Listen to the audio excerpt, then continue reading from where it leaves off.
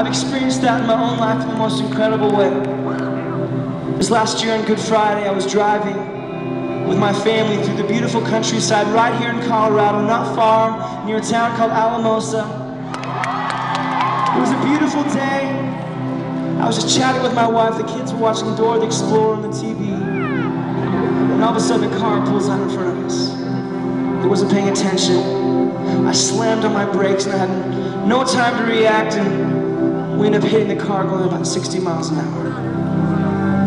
The force of that collision made our car go off the road, and we ended up flipping over, and we ended up upside down in a ditch. I had so many thoughts rushing through my head as we were flipping. I had this realization that this was it. I was about to lose my family. This was my time.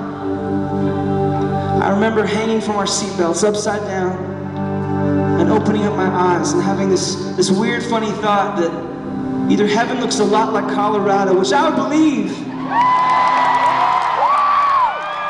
I actually survived this thing.